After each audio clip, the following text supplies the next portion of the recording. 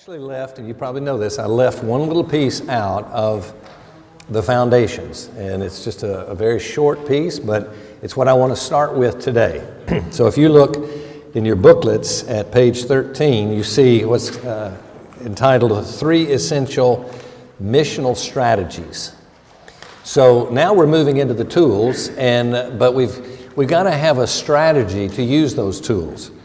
And so I would like to suggest a three-pronged strategy that you begin to think about on a regular basis.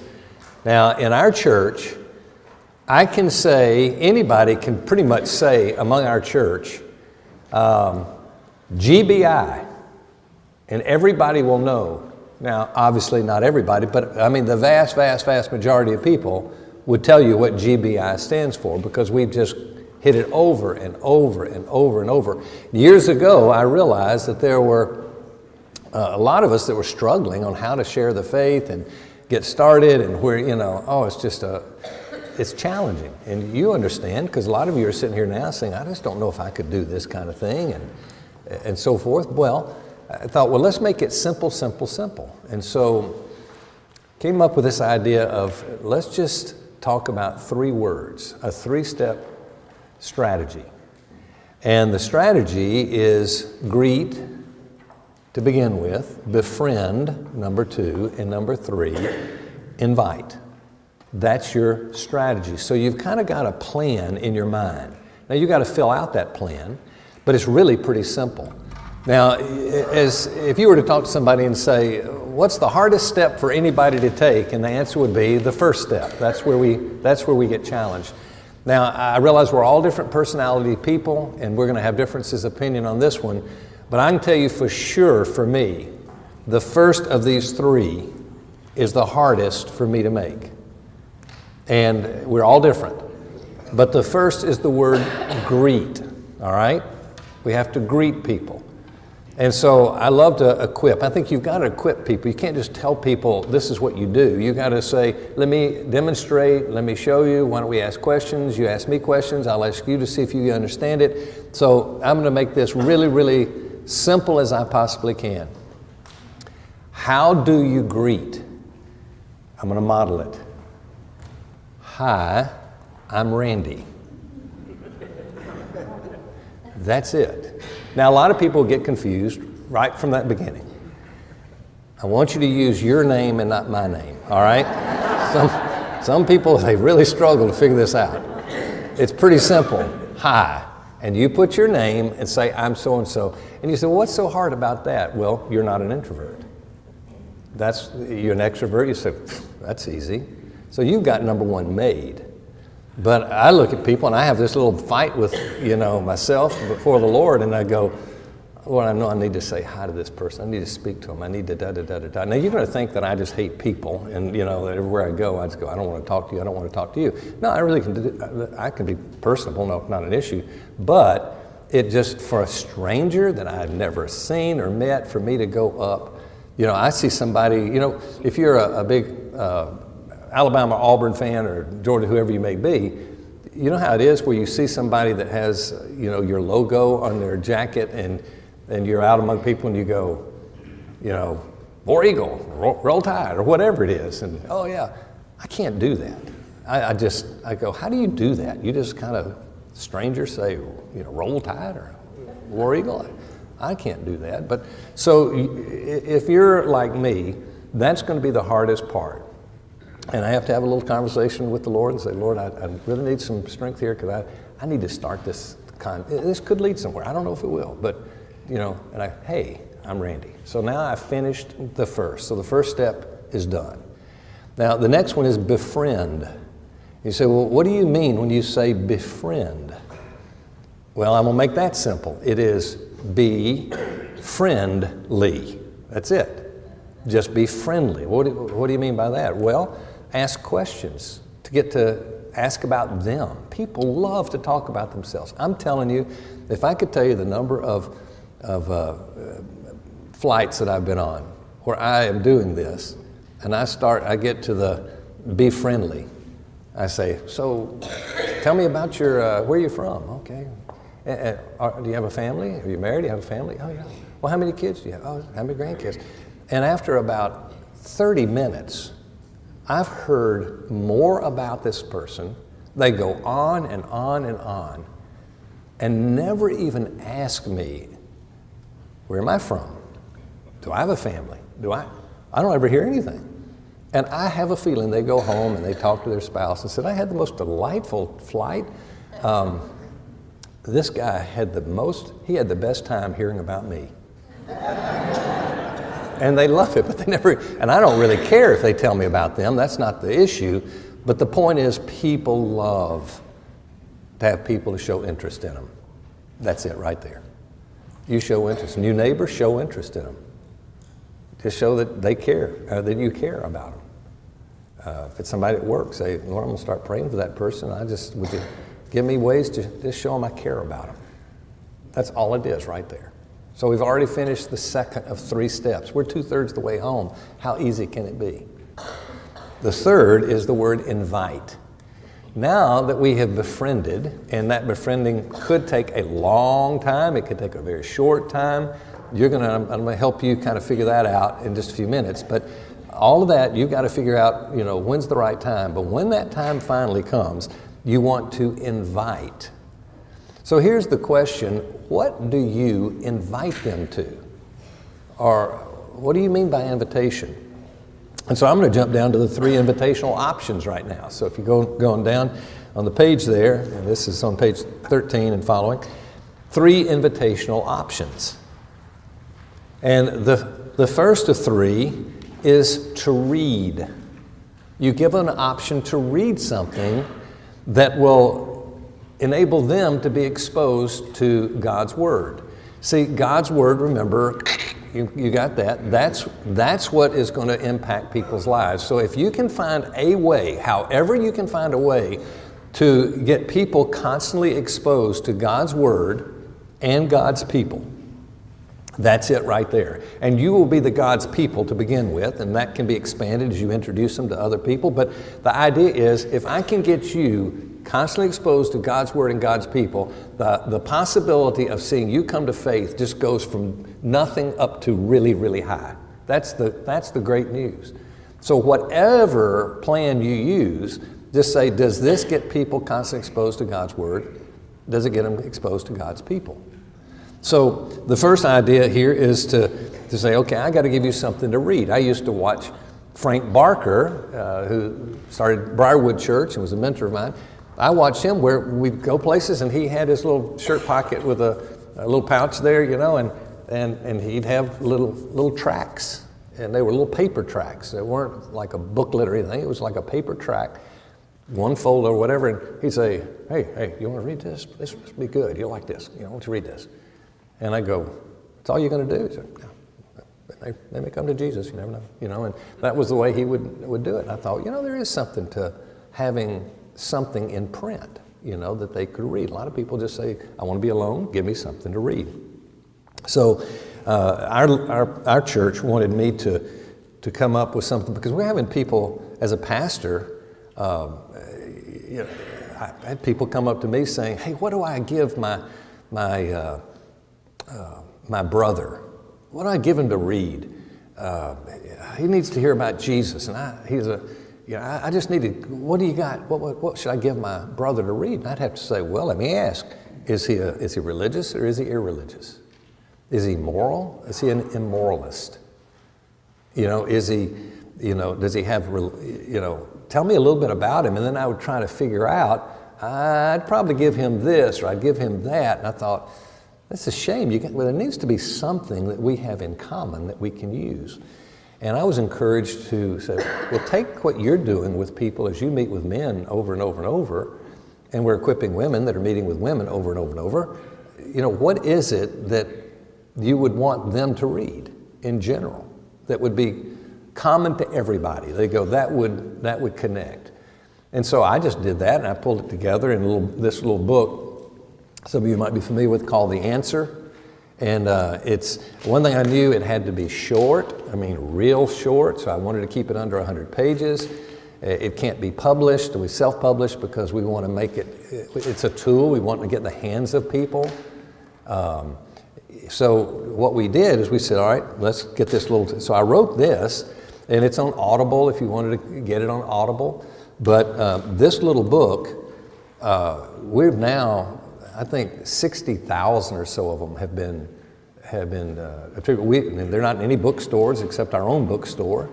They may be in somebody, we don't know if they are in any others, but we don't put them any place, we don't put them out.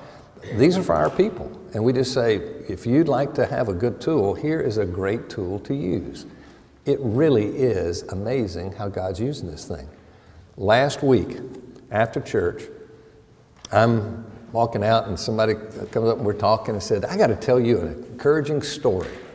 I said, what's that? He said, well, at the end of the service, we're always asked to greet the people around us. And so my husband and I were sitting there, and there was a couple next to us, and so I spoke to the woman, and I said, welcome. I've been coming here a long time, you knew, and so forth. And they said, oh, well, we're relatively new to the church, but we're actually just brand new members right now, and just joined. I said, oh, well, that's great. What brought you here? I said, well, a few months ago, I went out to the front door to maybe see if there was a package or something that I was waiting on, and I opened the door, and laying right there on the mat, the outdoor mat, was a book called The Answer. I have no idea where it came, to this day. I don't know who put it there, I don't know why, but it's just sitting on my step, and or on my porch. And I started reading that little book, and I realized I needed Jesus. I gave it to my husband. He read it. He said, I need him too. We need to go somewhere where we can get help. So they looked on the back of it and said, okay, because when I wrote it, it was pastor of Perimeter Church, and said, well, that's right down here, not too far from us. Let's go give it a try. And said, we came to Christ, joined the church. So thankful. To this day, we don't know who put it there. You just really don't know. It is very easy. It's the easiest of all first steps. So one of my daughters got through high school, and before she went to college, went to Georgia, but before she went there, she said, I want to take a year out and do a missionary trip. And so she went with an organization that has a ship called Doulos. And Doulos is the oldest ocean-going vessel in the world. It has a plaque from Guinness World Record, built the same year as the Titanic, so that gives you just an idea. And it's a floating library. And they have all of these kids that come work on that for a year, 2 or 3 or whatever, and they go all around the world, and they go to the ports of countries that you can't get the gospel into.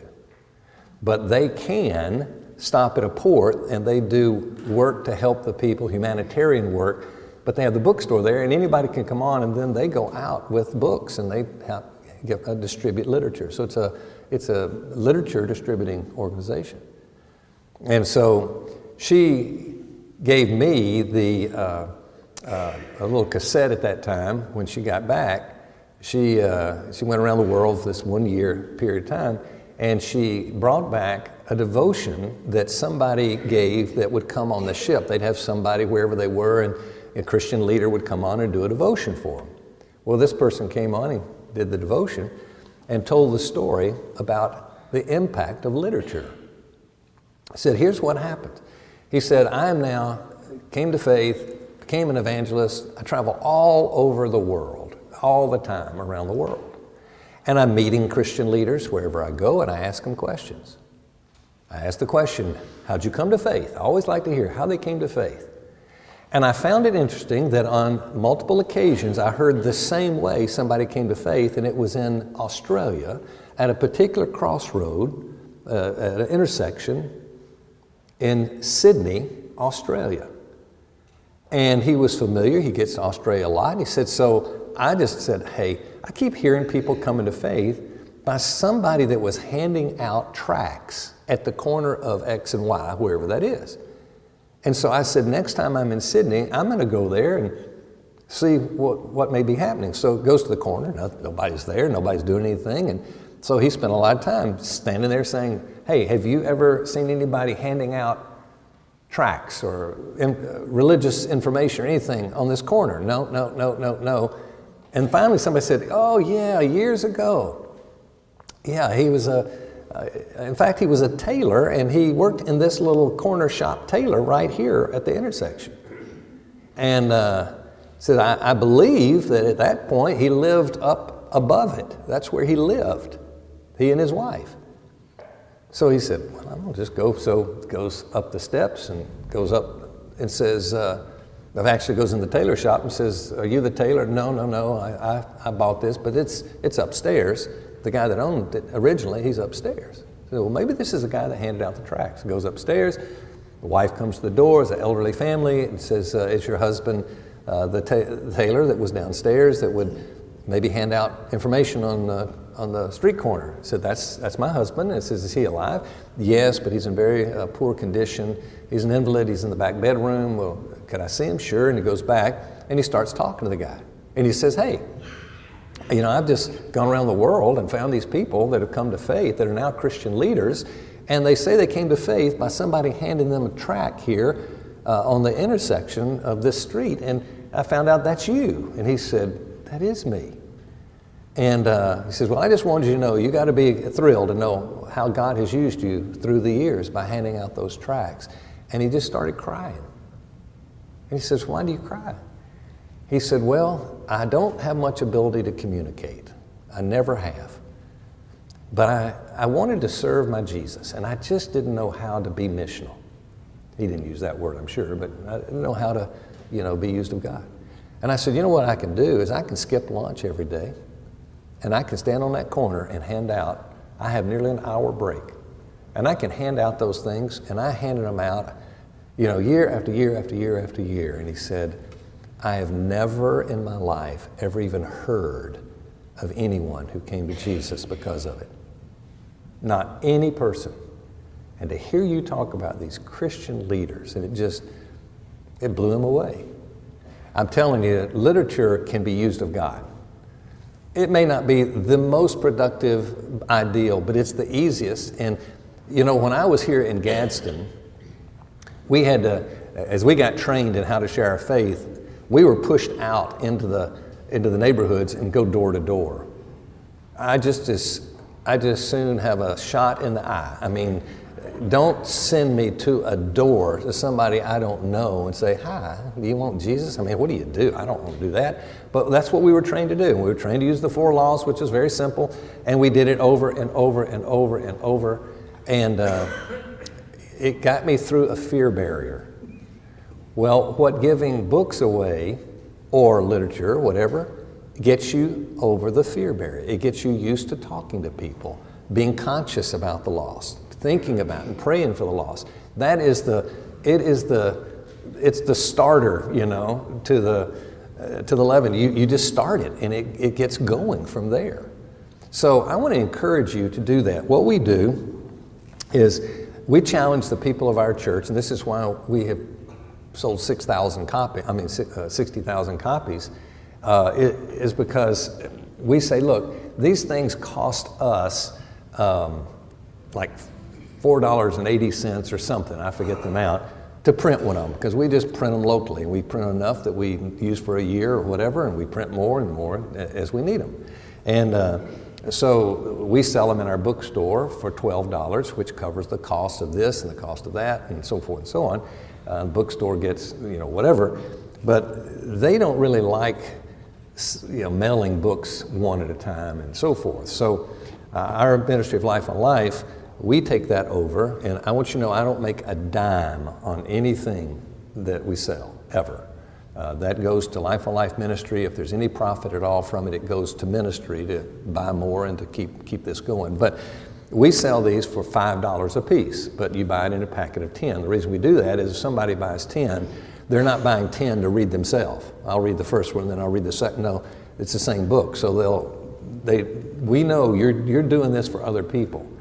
And we think a $50 investment over a year is one of the best evangelistic investments, and our people are finding that out. We had one man that I had the privilege of discipling, and he's a CEO of a major company.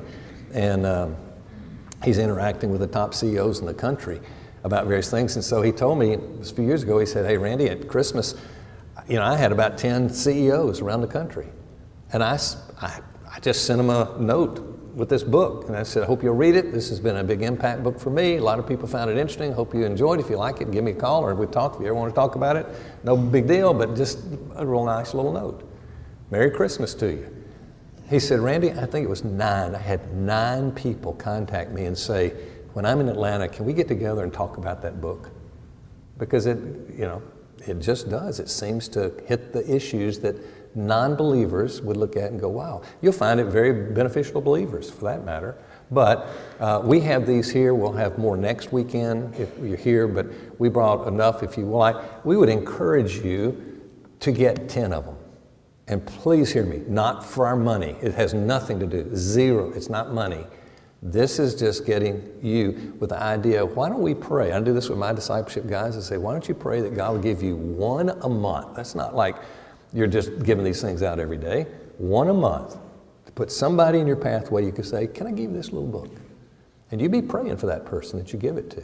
Or maybe it's somebody you just meet and say, hey, I carry one with me all the time and I wish I weren't the author when I give it away because I feel bad, kind of weird doing that.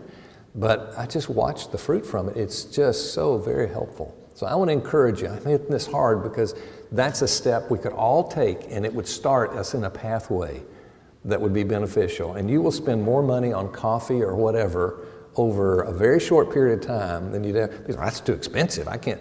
No, it really isn't for most of us, right? So, and I would say to anybody, I truly can't afford, to put that money into this. You pick one up and take it, let us know so we can keep inventory, but we'll gift it to you because we want you to start using something. And if you've got another literature, use it. That's perfectly fine. That makes sense? Please don't hear me selling. I'm not trying to sell. I want to get this for you, okay? I encourage, by the way, Ray, there's Ray. I encourage churches to do that. We've got a lot of churches now that do what we do. And at Easter, we give them to our non-believing guests, our non-member guests, not non-believing, but we give them at Easter and at Christmas. That's kind of our little gift to people, and we get such a wonderful response from doing that. So it can be a good investment for your missions committee or whatever, as well. You could write this down. It's on the thing over here, but it's rppresources.com, and you can order, and you can go back here with Bill on any type of payment you have. You can use it. If we run out, I'll bring more next weekend, but if you will put your name down, then next weekend when I come, we'll have that available as well, okay? All right. So that's the read. Now, the second is to attend. So you attend, so you invite them to go to something with you. Well, what do you mean? Maybe there's an outreach Bible study. Maybe it's even just a Bible study. It's bringing them to church. You can invite them to church. But find the best avenue you can find to say this would be a great thing. You know where a lot of people are finding great success is inviting them to join in some of the community ministry that you're doing to serve people in the community. Invite non-Christians love to feel good about being benevolent to others, and you invite them to come. So find every church, I think, needs to have a literature, and they need to have a place to attend where you can bring non-Christians. And once you do that, you've got a really good movement of outreach going in the life of the church. Now, we could actually stop right there, and if that happened, I think this was if the people here said, let's do this, and you did that much only, this would be well worth my time ever coming here. And I mean that. I would do that if that's all that we did.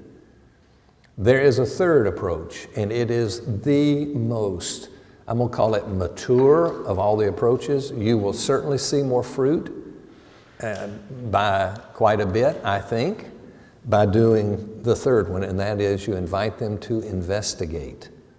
That's a very key word, investigate. People want to investigate. We have a tool called the Life Issue Booklets.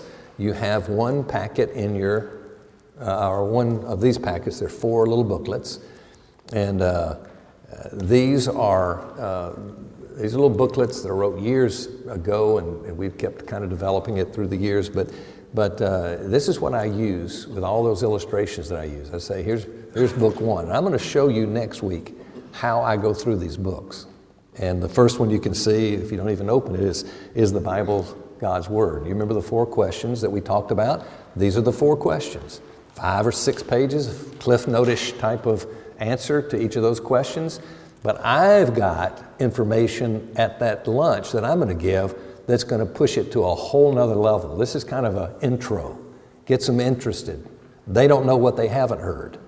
But at the luncheon or wherever you're meeting, when I give you the information next weekend that I'm coming, or next Saturday, you'll see what I add to this, what I sit and talk about, and I'll actually model it how I meet with a non-Christian from week to week to week through the 4 weeks. You'll find it to be very interesting and very helpful because it'll be modeled to you, all right?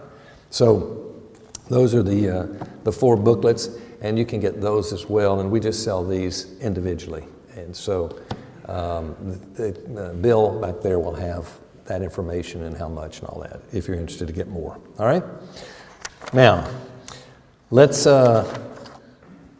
just, do you mind just, I don't like outward accountability, but just a quick show of hands, not to put anybody on the spot, but did you write your 3 or 4 names down?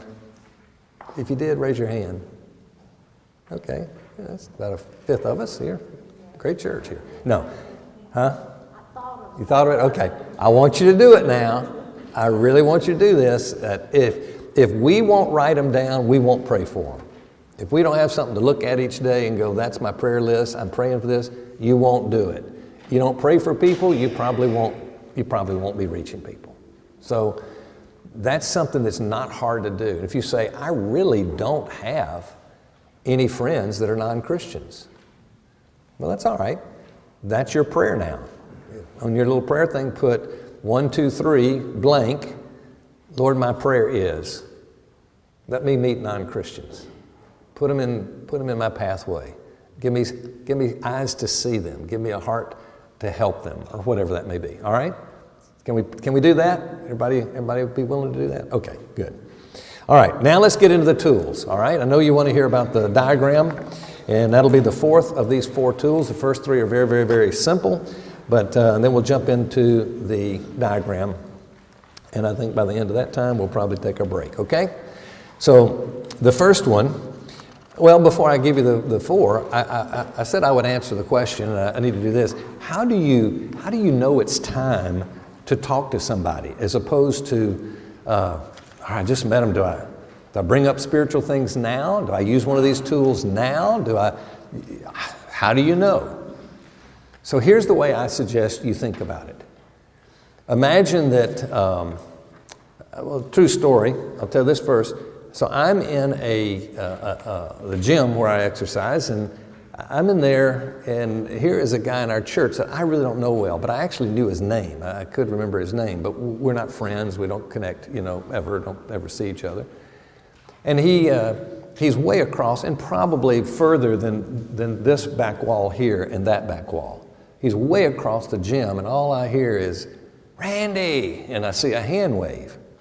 And I'm standing like this far from a wall, and I'm in a little walkway that goes all the way over, and he's at the end of that spine, or that hallway. And I see him, and he says, Randy, and he starts doing this, he's walking toward me.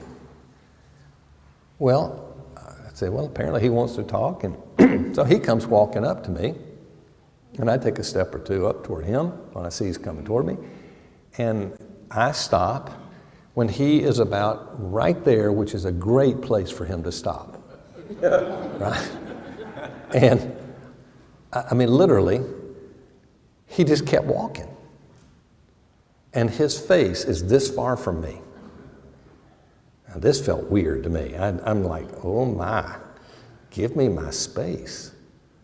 And so I don't want to say to a member of our church, back off, buddy, get out of my face. You don't do that. So I just said, I'll be nice and I'll just gently walk backwards.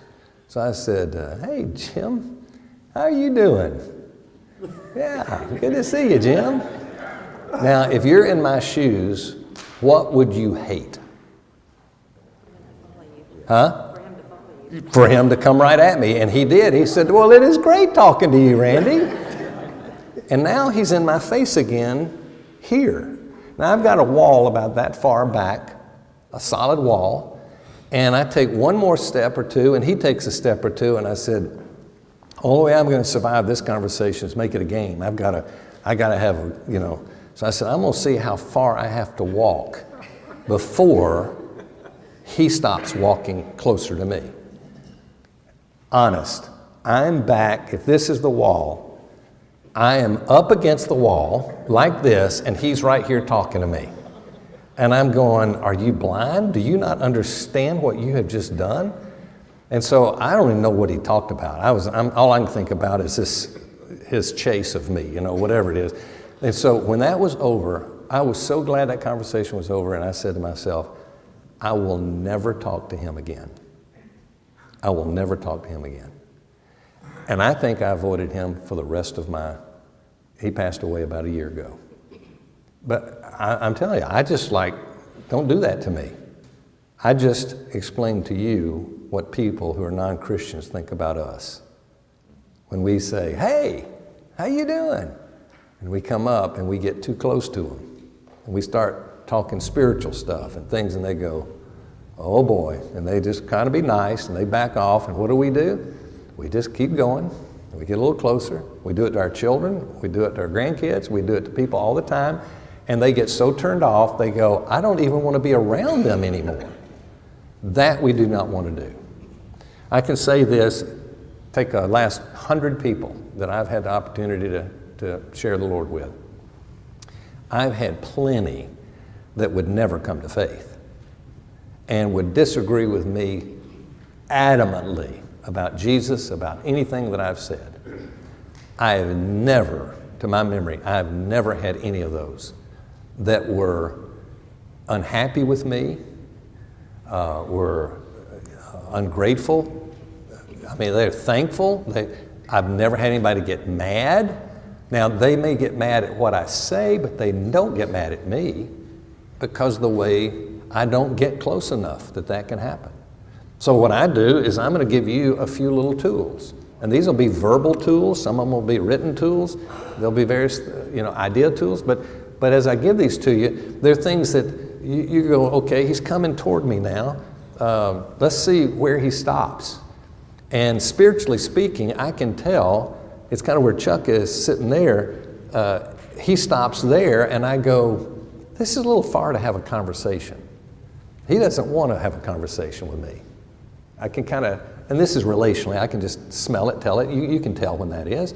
But I don't know for sure. So what I do is I say, well, Chuck, let me ask you blah, blah, blah, blah, blah. And I come up this close, and I just, not about spiritual things, just about other things. He doesn't mind that. And then he answers and so forth, and I go, let's just see. And I get a little closer, and I'm too far still to have a conversation with him. I need to get a little closer. And all of a sudden, I see Chuck go, now he doesn't back off physically, but what I can tell is he's pushing back a little bit. I mentioned religion, and he goes, I can tell. I can tell by the way he talks, the way he's looking, the way he's not interested in this. So you know what I do? I take a step back too. And he goes, oh, I thought he was coming at me spiritually. I thought he was going to try to witness to me or whatever, And I say, this is not the time to talk to him. Keep building the relationship.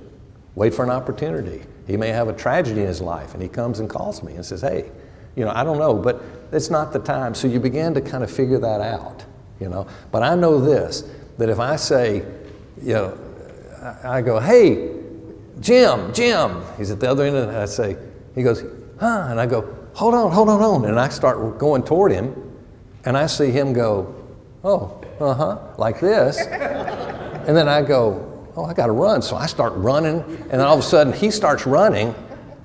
Am I an idiot or what? I mean, why don't I just say, I don't think he wants to talk to me. I can figure that out. I have an eye for the obvious. It's not going to happen. He does not want it.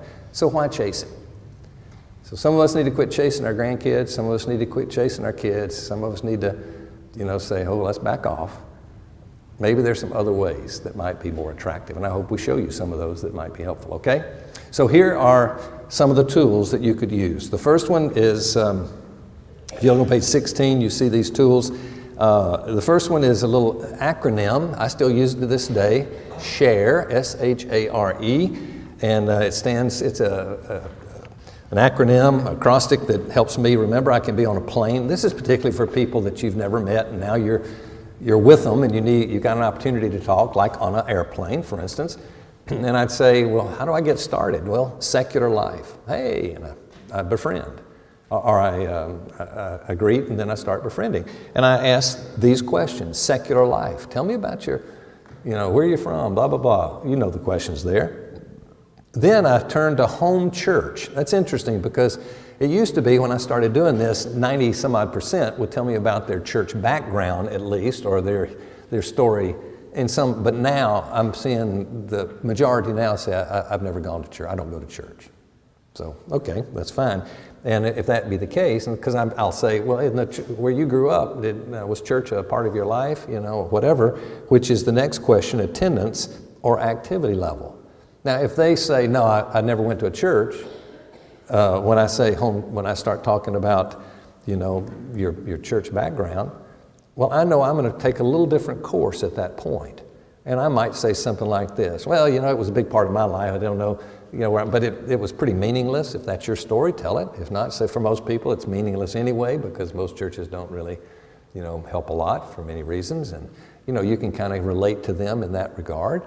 And then you can pick right back up and talk about the next one, which is reasons for the church. So people don't mind. I've noticed people do not mind talking about the church. Particularly if they get the opportunity to rail on the church if they dislike the church. And I'm going to give them that opportunity. And I'm going to, in fact, agree with them. And I'm going to be referring to the liberal church, I don't tell them that, but so many churches. I'm talking about churches that are really, tools of the evil one, the way they're being used. And so I will say, what you got the script here, and from this point on in your manual, you're going to see scripts, you're going to see exactly how you could say it, the way I might say it, and you can get ideas. You will see that there will be a QR code that'll be coming up after some of the materials, each of the booklets for sure, and you can actually listen to me talk through it and model it and so forth. So that'll be there always if you wanted to have somebody you could kind of, how did he do that, if you'd like to use it.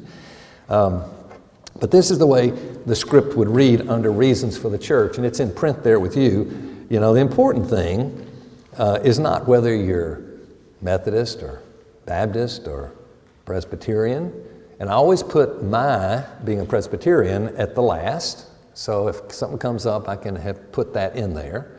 Not thinking if you were Presbyterian, you'd be okay. I put mine in there. If it's a Catholic I'm talking to, I say whether you're Catholic or Protestant, because I'm Protestant, and that's my little line there. The important thing really is that the church is doing its job. The church is doing its job. And in my opinion, the primary purpose of the church is to help its people find purpose in living, freedom in life, the power to do what they should do, not the license to do what they want to do, and, assurance that when they die, they'll go to heaven. Would you agree? I've never had anybody say, no, I think there's two others that I would replace the second one that you mentioned. They don't do that. They go, yeah, probably makes sense. Purpose, freedom, and assurance. You're going to hear that coming up more and more in the diagram. You're going to see it coming up. So remember those three words, purpose, freedom, and assurance, okay? By the way, when I was coming along learning to share my faith here in Gadsden, the big deal then was, well, if you were to die, what would you tell God if, why should you let me in heaven? And everything then was around assurance, because that was the big challenge. Everybody was religious, everybody knew church, everybody believed they should be a Christian, they should be whatever. And so, my big deal is I gotta hope I go to heaven one day. That's my big deal, but I don't want it now. And I remember witnessing one night. I was asked by a mutual friend of James Saxon. Many of y'all remember James from Gadsden, and I was at Alabama. He was at Alabama, and he was raising hell at his fraternity, and I'm trying to convert people as a Christian. So we're in two different camps, so I was asked would I try to meet with James sometime, and I said, well, I don't know where I'd ever see him or how that would work. Do you know what happened? I'm laying in bed one night, literally laying in bed, and I had this sense that I need to go talk to him that night. I'm in bed. I said, God, he may be asleep. I don't know where he lives. I mean, are you prompting me to go talk to him now? And I felt I should. I said, okay, God. Well, it was the middle of winter, and I put on my jacket, and I had to look up in our directory, here's where he lives, and in a home. But I go to this house on campus, and I don't care about it. They're more concerned about how to live here. They want purpose and freedom is what they want. So I'm really hitting more on that than assurance at this point. People want purpose. They want freedom. Not the freedom, license to do anything they want to do, but the power, ability to do what they should do, all right? So then the exploratory question, last one there is, I say, of course there are other things besides those, I'm sure, but it's common, I know, to grow up in church and fail to have the church ever help them find purpose, freedom, and assurance. But I'm curious, did your church, if they were a church person, did your church ever help you find purpose, freedom, and assurance? No, they just wanted to get their hand in my wallet. That's all they wanted. They wanted da-da-da. And I agree. You're so true. That's so right. That's most churches, isn't it? Then they just turn you off and whatever. But I can say, but you know what? I've got this little diagram. And it's about purpose, freedom, and assurance. Love to show it to you. Would you mind if I took just a minute and showed it? They go, most people go, sure, show it to me. And that's where I get the opportunity to use that diagram. So this is just all runs into that. This is kind of a leader to get you up to, can I show you a diagram? Any way you can do that, I think you're going to find the diagram doing its job for you for the most part. Now here's the next one is spiritual journey questions. Spiritual journey questions. Do you have any spiritual interests? And I've got you a number of them written down there, page 18, or maybe it's not 18, I'm not sure. But how would you describe your spiritual journey so far? Or to what degree would you say that you're experiencing satisfaction? So that's just some things that you could use as lead-ins in discussions with people, and particularly when people are sharing a struggle in their life. If they've got some pain and heartache, well, this is a wonderful time. Well, how about spiritual things? Is that helping you at all? Is that part of your life? Whatever. The third would be the answer, using the book. We've already talked about that quite a bit. And you've got some questions, leading questions to offer people the answer. It's in your book. You've got questions, what do you do after they've taken it and you meet them again? You don't want to say, hey, did you read that book? You didn't? What? Good gracious, it's just 100 pages. Why won't you read it? I don't know. That's fine. In fact, I'll never ask you again. But if ever you do read it, I'd love for you to let me know. That's it. I don't hear from me again. I'm not going to keep pushing because I just saw that they were backing away by the fact, I didn't read that book. I don't want that book. You gave it to me, but hey, that's fine. No problem, okay? So that is the answer. And now we come to the introductory diagram, okay? So what we're going to do is we're going to take a break, about a 10-minute break, and then we're going to come back, and I'll do the diagram, and then we'll move into some of the other tools, okay? So let's take a quick, is there any questions? Let's get into the diagram. And usually it's whet an appetite where people are saying, I want to see this diagram. One of the things I've tried to do is to model to you kind of a general environment that you want to build with people you're witnessing to, and that is an environment of expectation. Where I just like to think of it like a carrot, you know, that you're kind of following that carrot, trying to get to it, you know, don't know why they use carrot. Nobody likes carrots anyway. But anyway, the idea is that you've got to have something that makes them say, I want to keep going because. I want to keep going because. I want to find that out. And so one of the ways that I can keep people coming to these meetings is I talk about the diagram up front, and then I say, tomorrow morning and they go, well, shoot, I was going to miss tomorrow morning, but you know what, I may go because. So it causes them to want to come. Well, the same thing when I'm meeting with non-Christians. What's going to make them not just go, you know what, I did this, I don't want to. It's because they are looking for something that I am about to give them. And I've told them it's coming. And they go, if I don't keep going, so that keeps them exposed to God's Word and God's people until they come to faith. That's the whole idea. So what I'm going to do now, I'm going to show you the diagram and the essence of the diagram and why this book right here has become so intriguing to a lot of people is because the very thing, I tell people this, I say, look, if you'll do this, you may not be a reader. Well, it's only less than 100 pages, so it's small pages to begin with. But what I will encourage you to do is read the first chapter. And by the way, no chapter is more than 3 pages. So it's not like you're going to have to be a big reader to do it. Read the first chapter and read the last chapter. And you decide whether you want to read what's in between. Because I'm 99% sure that if they read the first and the last chapter, they'll read what's in between. So it's just like when I offer, because the last chapter is a verbal offer of the diagram, basically. It's just condensed, it's not as full, it's not as complete, but it gets to the same point. And this becomes the great opportunity to be able to say, to read the last chapter? Yeah. You remember those 4 little booklets that were introduced? Yeah.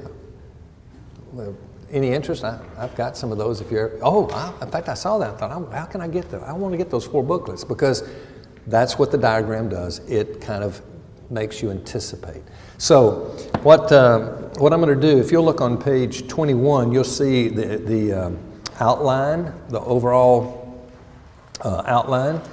And you see it's the progression of boxes, the primary question, and then the importance of investigation. Now, when you get to the primary question, I just want you to understand what I'm doing when I show you the diagram. When you get to the primary question, or when I get to there, I'm going to give the wrong answer and I'm going to give the right answer. And then I'll move straight into the importance of investigation, and I'm going to say, here's the wrong approach and here's the best approach. Not the wrong, it's not the wrong approach and the right approach. It's just the one that's not good and one that is much better, right? So that's what I'm going to do. That's the whole diagram is doing that. So if you can learn that little outline you get with somebody, easy to go.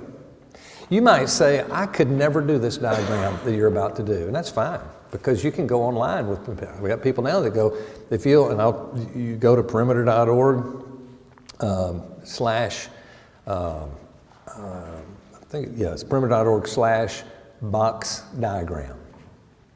And you can see me in front of people do this. They'll say, hey, I want you to watch this little diagram. You know, there's a fellow I know is doing it on this board, but just watch it here. And then you talk about it. So if you say, I just could never do it, that's okay. I think it's better if you do it, but that's always an opportunity. So let me just do this, and I'm going to, as I go through this, I am going to say, pause. That means I'm talking to John, let's say, and as I'm talking, I want to tell you something that I'm not telling John, so you'll know that. I'll say, pause. And by the way, the reason I did that here is this, that, and the other. Now let's get back, and we carry on, okay? So that's how we're doing this. So it'll take a little bit longer to do it. So I say, I've just mentioned probably, ideally, one of the intro conversations that I just mentioned, and I've mentioned purpose, freedom, and assurance. That is your ticket into the diagram. And remember that purpose is a reason for living. Freedom is not what people think it is. It's not licensed to do whatever you want to do. It's the ability or the power to do what you know you should do. That's the real one, all right? And then the last assurance that when you die, you'll go to heaven. So that's obvious, pretty easy to understand. All right, so I'm going to say, let me show you this little diagram, John. I said, I'm going to draw a box here, and this box is going to represent mankind. Now, what I'm going to say about mankind is going to be based on something you may or may not agree with, and that's the Bible. And everybody has different views of the Bible. I don't even care to debate that. I just want to say, you just need to know where this comes from, okay? This is where I'm getting this thought. But from the beginning of time, man was designed to have 3 drives. Pause. You notice when I say this, I say designed. Man was designed. I don't say created. I'm not ready to jump out of this discussion and go in, but what about creation? You said creation. I don't believe in Don't even use. That's a buzz term you don't want to use until you're ready to use it, okay? Oh, yeah. I don't know if, can everybody see this from here? I know I'm going to be in front of somebody. Is this better? Okay, you can see this now. All right, so you have, and this is, by the way, is in your manual. You know, you can see everything I'm doing. So I draw these 3 lines, okay? Now let's go back to it. So John, these 3 drives that from the beginning of time. First of all, there is a spiritual drive, which is a quest to find out, is there a God? Is there not a God? In fact, by the way, John, did you know that we innately have this desire to figure it out? There's never been a culture in the history of mankind that did not have religion in some form or fashion. Isn't that interesting? It's just innately, we just believe there's something bigger and beyond us and so forth. So there's a spiritual quest, there's an intellectual quest, and the intellectual quest is to find out what is and what isn't, what's true, what's false, what's good, you know. That's just something we all have. And then we have physical drives, and the physical drive is for food and drink and sex that are very normal, natural, good desires, but that's the way it's designed. But you notice how the longest drive of all, the strongest, is the spiritual, because this is the way, according to the Bible, right or wrong, that man was designed to live, was with the stronger spiritual drive, all right? And that when it's in this kind of balance that I've showed you here, that a person has those 3 things: purpose, freedom, and assurance. So I just pause, I put PFA there, and they know I've just talked about that through the things we just talked about last session, all right? PFA. So then coming back to it, I say, here's the problem though, John. Everybody goes against God in some form or fashion. In fact, John, you know, I've never met anybody, belief, non-belief of religion, doesn't matter. I've never met anybody who would say they're perfect. They've never done, even in their own value of what's right and wrong, they've never done anything wrong. So everybody goes against God in some form or fashion.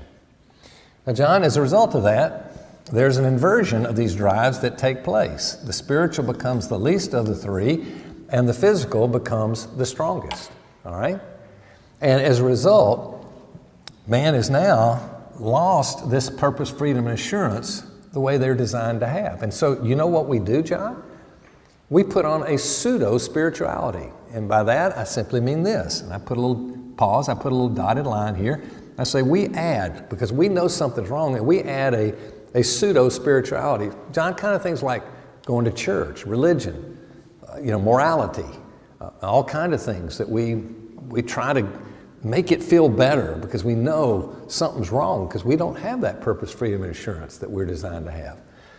Now, this could be 100 boxes, John, but I'm going to suggest that there's just one more. We'll just jump to one last one, to the extreme, and that's where now that physical drive or spiritual drive becomes a dotted line by saying it's basically not existent.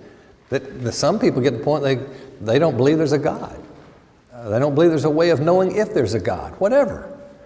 And corresponding to that, there's this strong physical drive that is so strong it becomes sensual.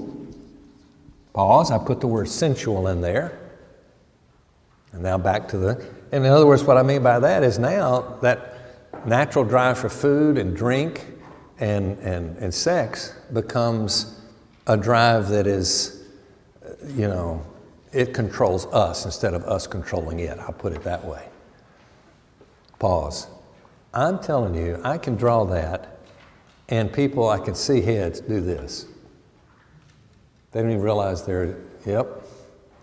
it's their life, it's their brother's life, it's their spouse's life, they see this and they go, mm-hmm. And I say, now, John, let's assume that we find ourselves somewhere on this continuum, and let's say that a person finds themselves at the very extreme down here. So now I'm going to put a little, person here, and I'm going to say a person finds himself way down here. Please hear this. The worst thing you could ever say, one little blunder can lose it all, is when you do that, say, let's assume that you find yourself right here. You don't do that. Let's assume that a person finds himself down here. I mean, that would rightly tick them off. Are you telling me you think that I'm, so don't put them in it. You just make it general, all right? And by the way, people say, these little figures that you draw. I can't explain this either. I have no idea, but I'm doing this hundreds of times. There's an amazing correlation between conversions and how well you do stick figures. So I've never seen anybody come to the Lord that sees that. That's not going to work. No, I'm teasing. It doesn't matter what you put. Just put some kind of something that says there's a person there, all right? Now back to the thing. And then, John, this person finds themselves way down here, and then what often happens is they meet somebody or know somebody that says, hey, I used to be down in here, but something changed in my experience, and that change was that I now find myself here with a stronger spiritual drive than I do even my physical drive. And I now have purpose, freedom, and assurance like I've never even thought it was possible to have. Pause. Now, they may not buy that, or they may go, maybe, maybe not. But I'll tell you what they're thinking. When I say that, and I'll come back to it and just see what you think. I say, let's say that you meet somebody like this, and maybe it's a relative, maybe somebody's at work, and you go, you know what, I'm not buying their religious stuff. But then you maybe watch them go through one of the worst crises of all life. They lose a child, or they lose their health, they're facing cancer, a cancerous death, or whatever. And you find they do have freedom and they have assurance. And you say, maybe there is something to it. I don't know, but wow. Pause. That's when a lot of them are thinking about, that's Jim. That's Susan. That's what they would say. So now their minds are clicking a little bit. Come back to it. Now the big question, John, is this. What is the step that this person had to take to get to there? What is that step here? And let me tell you what the wrong answer to that question is. I'm convinced. It's not, you got to go to church. Better yet, you walk down an aisle of that church at the end of a service. Better yet, you make a decision of some sort, and better yet, you're emotional when you do it. It's that big of a aha. That is not the answer. Pause. Now, my friend is thinking, that's the last thing I expected to hear, because I thought you were about to tell me something about church and walking down aisles and praying prayers and been there, done that. I said, we know that's not the answer. Now he's going, what is the answer? So, the real answer is found in the person, a historical person who claimed to be God, called Jesus. That's the step that people take to get there. Pause. Now at that moment, I'm going to now write Jesus up here with a question mark. On the piece of paper I say, so back to it, I say, so now here's the big question. I mean, this is the huge question. Who is Jesus? I mean, who is he after all? And that's been debated through history with people in great disagreement. But I love what a man named C.S. Lewis. Have you ever heard of C.S. Lewis? And pause. I think half the people, if they're in an educated society, half the people say yes. Beyond that, people say, I've heard the name, I don't know who you're talking about. So I have a feeling a lot of people say yes when they have no clue. They just, I've heard the name. So I'll just throw in and I say, as you know, C.S. Lewis was an intellect. He died in the 1960s, but he was one of the most respected, people intellectually in the world. And he was a self-described atheist, which probably was more like an agnostic. He wasn't sure, but he happened to have a good friend named Tolkien. You ever heard the name Tolkien? And pause. Most people know the name J.R. Tolkien. And so, he wrote the great,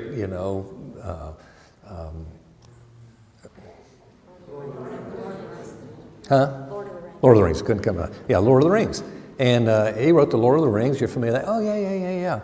Well, they were best buddies, and they were talking. They'd meet in a pub, and they'd talk. And Tolkien had this experience right here.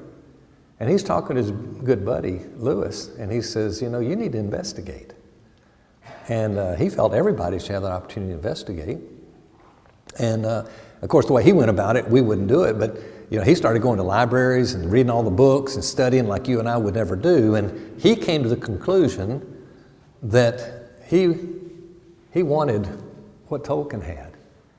And he ended up writing a book that is now one of the classics of Christianity called Mere Christianity. And it's a very small book, but it's a very difficult book reading-wise because it's very much designed to the intellectual. But here's what he says. He says that, if you investigate Jesus, believing that everyone should have that opportunity, you've got to come to one of three conclusions. Number one, you conclude that he was a liar, that he claimed to be God and he knew that he wasn't. Or the second option would be he was a lunatic. He's a lunatic, meaning he claimed to be God and he actually thought he was, but if not, that makes him like a crazy man. Can you imagine, John, me saying, oh, by the way, John, I don't think I told you about me. I'm God. You'd go, you'd be out of here just like that. You think you're crazy. Or number three is exactly who he claimed to be, the Lord of the universe. Now, John, here's the way I look at it. Pause. Now, I think you would look at this the same way. Don't say if it's not true that this is the way you look at it. That if I were to investigate and to conclude right or wrong that he's a liar or lunatic, I'd be a fool to follow him. However, if my conclusion, again, right or wrong, is that I believe he's Lord of the universe, I'd be the fool of fools not to follow him. Pause. I've never had one person who looked at me and said, I disagree. Everybody says, that's logic. I can go with that. But now here's the question, John. All right, how do you know if he's who he claimed to be, the Lord of the universe? How do you figure that out? And I want to give you what I think is the worst way in the world to try to figure that out. And that's by taking a Bible and start reading Genesis, which is the first book, and then it's Exodus, and you'll go, nah, it's okay, that's interesting.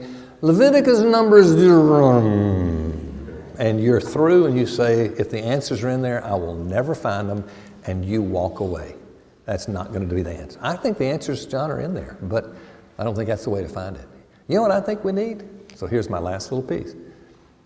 What I think you need is something like a Cliff Note. You know what I'm talking about? You remember Cliff? Oh, yeah. Cliff Notes are our friend. Because I found out that really they're just, four major questions the person has to find Christianity's answer to. Just the four. And you find that, and let me tell you, you have done an investigation. And those 4 questions are these. How can Christians believe the Bible is God's Word without error? How can Christians believe that all people, including more religious people outside of Christianity, deserve eternal punishment? How can Christians believe that Jesus is the only way to God? How can Christians believe any of those 3? But you know what, John? If you believe that maybe there's merit in what you'd want to say, well, what does Jesus say? If there's merit to those other 3 questions, maybe I want to know what Jesus says is required to have eternal life. And so those are the 4 questions that people need to understand. Pause. At this point, I'm going to do a little bit of logic with them, and this is going to put them over the edge, usually. And this is what I'll say now. I say, John, you know, in my opinion, most people I know that I've ever come in contact with believe there's some percentage chance that Jesus was who he claimed to be. And I'd love to know what percentage chance, if you had to put a percentage, 0 to 100, that you would say that Jesus is who he claimed to be. What would you say? Now I'm going to find out. Pause. Now I'm going to find out where they are. And they say, well, I don't know. I mean, I don't believe he is, but I don't know. I'd say there's a 50-50 chance. I've heard that over and over and over. And I go, come on, John. You don't believe it's that high. Seriously, let's lower that. Let's put it to 10%, okay? Let's lower it to 10%. You know, in my opinion, if somebody thinks there's a 10% chance that Jesus was who he claimed to be, and they're on their deathbed, and they think, I don't know what's coming next. Do I end? Do I exist somewhere else? Is there a God? Is Jesus who he claimed to be? And I thought there was a 10% chance that I would be able to be accepted by God and go to heaven. I think I'd want to investigate that Jesus. I'd at least to know I'd done an investigation. Then I think if I did, and I came to the conclusion that I don't give it any chance. I just don't believe it. I've investigated it now. I think at that point, if a person's laying on their deathbed, they go, I'm glad I didn't investigate. But I think otherwise they'd be going, why didn't I investigate? Particularly when I had a good opportunity. And this is a great opportunity, I think, John, to do an investigation. And I think the answer is like a cliff note answering those 4 questions. And it's very simple. The way I do it is I meet with somebody for 1 week only. And I give them the first book. And I have that book with me. Pause. I have that booklet with me. They're wrapped up here, but I give them the first booklet. I kind of show it to them. I said, you know what? You're just like me. Nobody wants to have to go to the library and study and study and study. You don't need to. You can do it very simply. Number 2, people don't want to be preached at and told you need to do this. Not at all. You don't need that. So you can take this home, read it on your own, and then we'll get together for one time. And then if you want to ask questions, we can talk a little further about it, see what you want. And if you want to go to book 2, we go to book 2. If you don't, we don't. It's that simple. But at least this is an opportunity, if you wanted to know before you hit that time where you're leaving this earth, that you have investigated, you'll be able to say the rest of your life, I investigated that.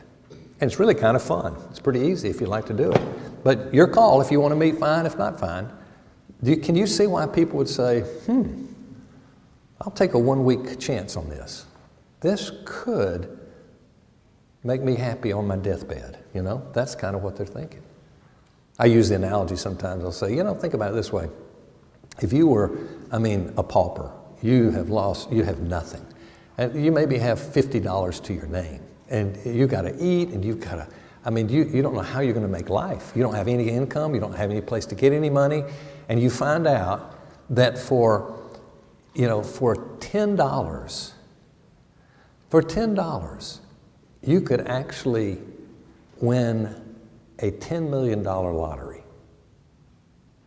Do you think that if you found out there was a 10% chance that you could win, but it was only 10%, would you put that $20 or that $10 of your 50, would you put it toward that 10% chance to win $10 million?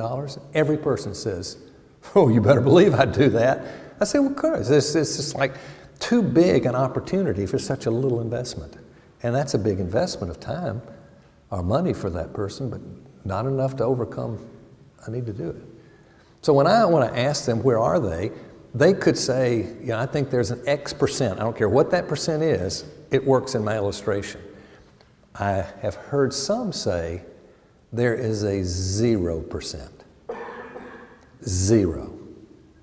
So I say, do you say you're an atheist? Yep, I'm an atheist.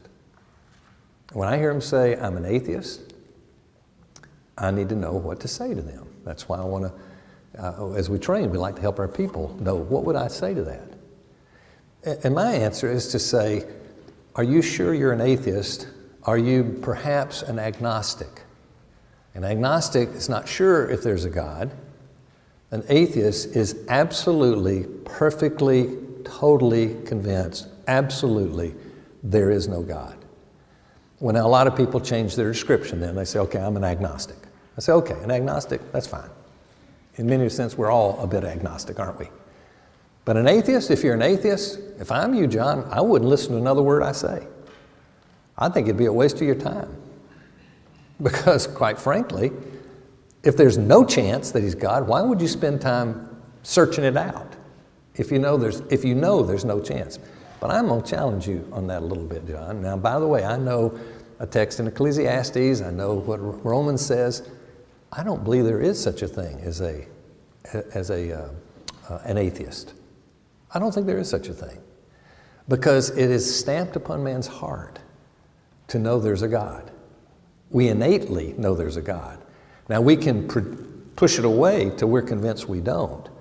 I had a person, a family that came to me, and they wanted me to share, with their college-age child, and said, would you meet with them? I said, yeah, I'd be happy to if they're willing, and they were. So I'm meeting with them, and I said, so tell me, where are you spiritually speaking? He said, I'm an atheist. I said, are you really an atheist? I mean, truly, you know there's no God? Yep, no God, no chance. I said, that's interesting. I said, would you mind me sharing a few prayer requests that I have been praying and kind of what happened as a result of those prayer requests? Now, don't get the idea from this that what I pray for, I get, and that would totally be incorrect. But at that time, I'd gone through a little season. I'd seen some pretty impressive answers to prayer, and I said, can I share with you a few answers to prayer that I've had? And I went through three of those, and I said, how do you think those things happened? I don't know, but I'll tell you this, stranger things happen. I don't believe it's God, if that's what you're saying. I said, okay, so you really don't believe in God, do you? He said, nope. I said, well, good, you're not going to care what I'm going to do. What are you going to do? Well, I'm going to start praying for you. And what I'm going to pray is that all hell breaks loose in your life. I'm going to pray for deaths in your family. I'm going to pray for bad disease. I'm going to ask for lack of employment. I'm going to ask for poverty. I didn't get through my list before this person said, don't you do that. Don't you do that. I said, all right, so now we know you're an agnostic. Good, let's just start there. You're an agnostic. And I had the privilege of leading them to Christ. I've been walking with Christ for years now. But I had a person recently, not the story of somebody coming to Christ, they wanted me to meet with their son. And I was discipling the father. I said, if he's willing, if he wants to, I will. But otherwise, no, not unless he wants to meet with me. And he came calling me and he said, hey, my son wants to meet with you. Can he meet you at such and such? I said, sure. So we meet at a restaurant. We walk in. I meet him. I sit down. And I say, how you doing? He said, fine. I said, well, I talked to your dad. I know he said, that like to meet for lunch and so forth. And well, what is it you'd like to talk about? He said, what do you mean? What do you want to talk about? My dad said you wanted to talk to me. I'm here because he said you wanted to talk to me. I said, I didn't say that. I said, let's just drop it then. He said, might as well, because I'm an atheist anyway. I know you're a pastor. I'm an atheist. I said, are you really an atheist? Seriously, you're really an atheist? I am an atheist. So you're saying that you know that there's no God. He said, I know there's no God. I said, well, that's an atheist. I said, let me ask you a question. Do you think that I can prove to you that there's a God? Well, that kind of ruffled him a little bit. He said, and this is a very intellectual guy. I mean, he was a college student and very, very intellectual. And he looks at me and he says, you can never prove to me there's a God. And I said, you're exactly right. I would never try because I can't. I said, let me ask you a question. Can you prove to me that there is no God? He goes, I guess I can't. I said, isn't that interesting? We have a lot in common. We're both men of faith. You have faith that there is no God. I have faith that there is a God. Now, I guess the big question is, who has the greatest evidence to weigh on our answer, whether our answer is something we want to believe or it's something that we've been convinced by evidence, not to prove it, but evidence that persuades you that it couldn't be. Well, that rattled him because the truth was, he just didn't believe, and he said, I don't believe, and nobody can convince me. And all of a sudden, I said, here's the deal. I wake up in the morning, and I've got all this evidence. I look at the skies, I look at the creation, I look at everything that's happened around, and I say, wow, how much evidence, God, is there of you? This is amazing. And now in our training, I'll give you points of evidence that you can mark and go, whoa, whoa, whoa, whoa, whoa. And it makes you really feel foolish to think, yeah, that came about on its own. But whatever the case, we had a discussion there, and all of a sudden it was a whole new discussion because he goes, well, I'm probably an agnostic, and, do you want to investigate? That's the way he didn't. He didn't want to investigate. That's fine. And that was the end of our meeting. We had a good meeting. I think he went home and said, Dad, we had a good time. But he wasn't mad at me, right? So this is how he would do it, and I would walk through. After that, I'd say, would you like to just start with book 1? And if he says yes, then we do it. If not, I say, great, that was good meeting you. If you ever, and the stories, let me tell you, the people that'll come back to you years later, it will happen. If you do this regularly, you'll have people that come back, and I think of one person who came back to me in an odd way. I had, the name Leighton Ford? Some of you know it's a brother-in-law of Billy Graham, and he was the guy that would always step in for Billy Graham if Billy Graham was sick. If you know Billy Graham, the young generation doesn't know who that is. But anyway, he would contact me once a year and say, hey, I'm bringing my ministry, I train pastors in evangelism, and can I come to your church and you meet with these pastors and share?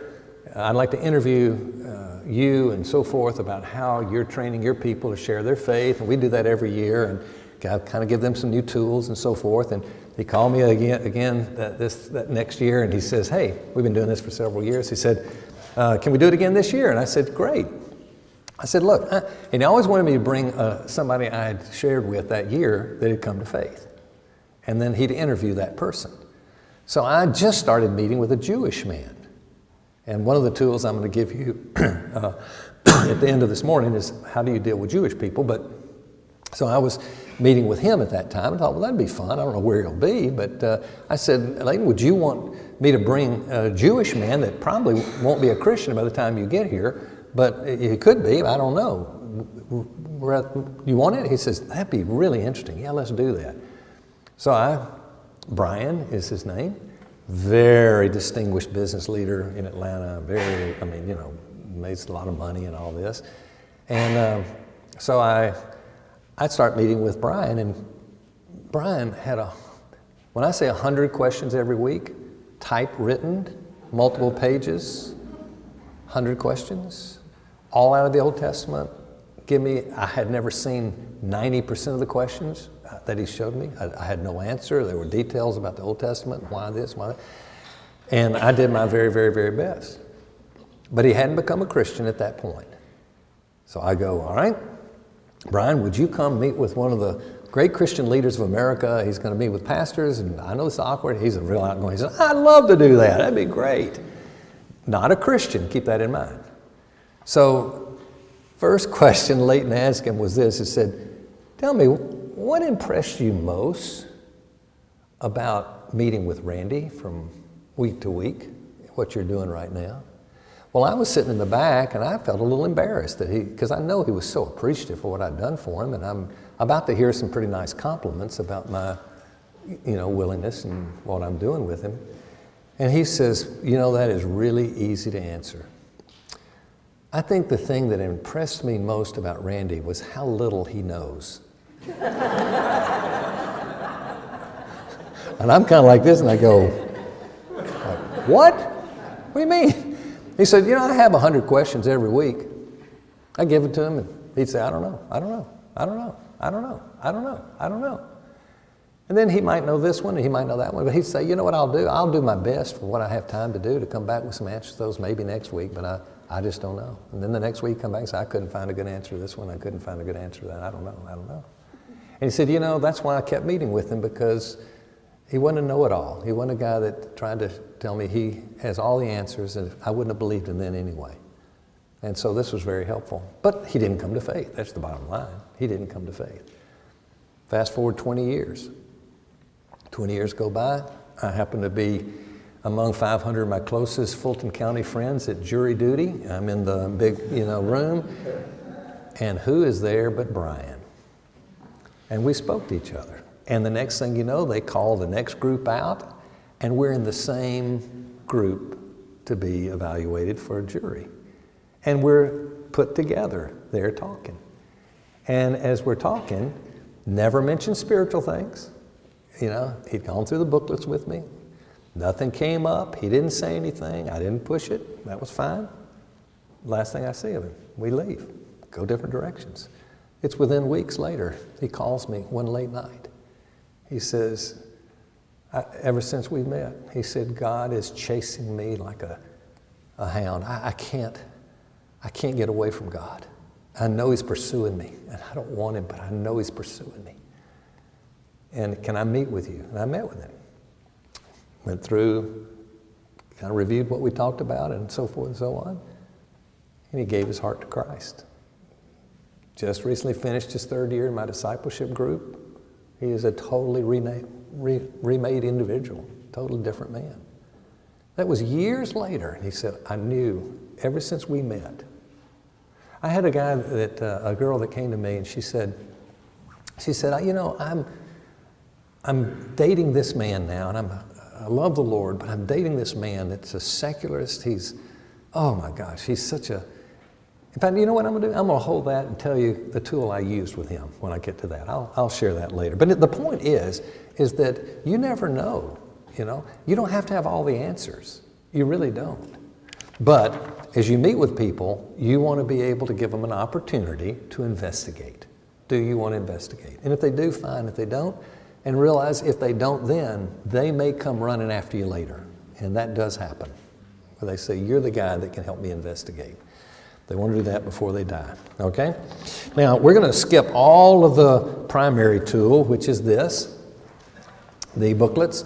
I'm going to walk through these with you next Saturday morning, if you can come. If not, we'll have it videoed, but I hope you can come and be here.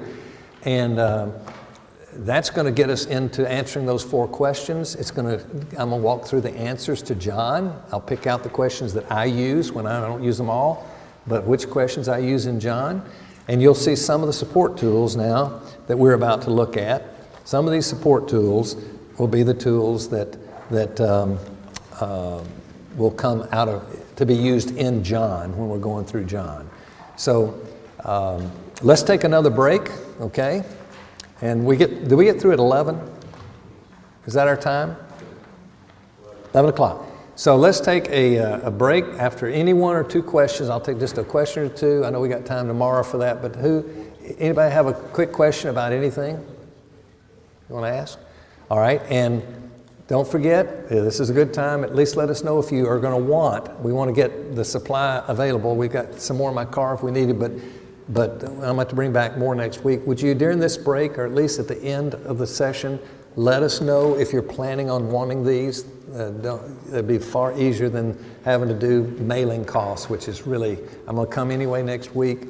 We can have one for everybody if we know you want one. So if you're planning to take up that idea, then let us know, okay? And the first one is the personal testimony. Now, I grew up being trained as a Christian that you had a 3-minute testimony. I personally do not like 3-minute testimonies. And the reason I don't like them too much, I mean, they're better than nothing, but I really don't like a 3-minute testimony is because I don't think a 3-minute testimony exists. Now, what they are 4, 5, and 6-minute testimonies, if you ever clock them. And so I don't care if you keep the 3-minute, you have turned something into a monologue. I'd rather see your testimony be part of a dialogue. And to do that, you have to do it in 1 minute. Now, any of you that are familiar with testimonies are now thinking bad thoughts about me and my opinions and so forth, because you're going to say, there's no way that I can give my testimony in 1 minute and it be beneficial. And I'm going to say to you, yes, there is. And I can prove it. I have a pretty good record here with the guys that I disciple because I hear from every one of them, there's no way I can do a 3-minute testimony. A 1-minute testimony. It would take me at least 5 minutes to give my testimony. I couldn't give it. It wouldn't be any good. And I'd say, well, that's interesting. Why don't you, and I show them how to prepare a testimony. They get that ready, and then every one of the guys, 1 week at a time, one of them shares theirs, and then we listen, we evaluate it and give them any input and so forth, and give them encouragement, and then the next person does it, the next person.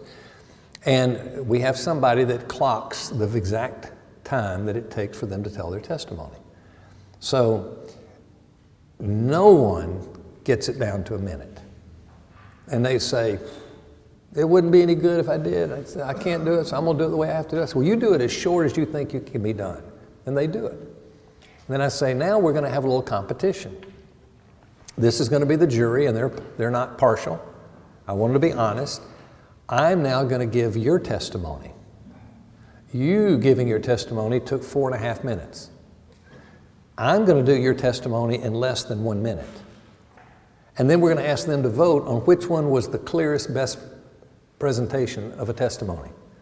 I win every time. I can do it in 1 minute better than they can do it in 4 minutes. And they're rambling, they're telling stuff that's not that important, da, da, da, da. I said, why don't we make it where it's part of a conversation, that they don't have to sit there saying, how long does this go? I'm interested, maybe I'm not. We don't know. Now you can use your testimony as kind of like, and I said, so I'm going to now show you what I'm talking about. I'm going to give my testimony to you, and you don't have something that would be, you still have a clock from 20 years ago, so I'm going to find, who has a, oh, he does have a phone. You got, you can time me? 1 minute, give me 1 minute. I should have never let him do this. Okay, you got one ready? Susan? Okay, you got it ready. All right, so when I start, you just time it, and then you tell me how long it takes, okay? So I grew up in a religious environment. I went to church, but it was really, I really didn't understand what I learned when some friends said, hey, I saw their lives changing, and I went, wow, what's going on with you guys? They said, well, you need to come to the church that I go to. And I started going across the street from where my church was to theirs, and I heard something that I'd never heard, and that was what God had done for me instead of what I had to do for God in order to be in good relationship. And that absolutely changed my whole perspective and understanding, and I embraced a real relationship with God as a result of that, and it changed my life, particularly giving me peace that I had not known about eternity and about living day to day. How long was that? All right, so I got 15 seconds to just blow. I mean, I could just go on in that 15 seconds. But you heard the seed you heard before I became a Christian. You heard how that God did something for me. Now, did the gospel get out? No, but I did make the seed of the gospel. I planted it. It's what He did for me, right?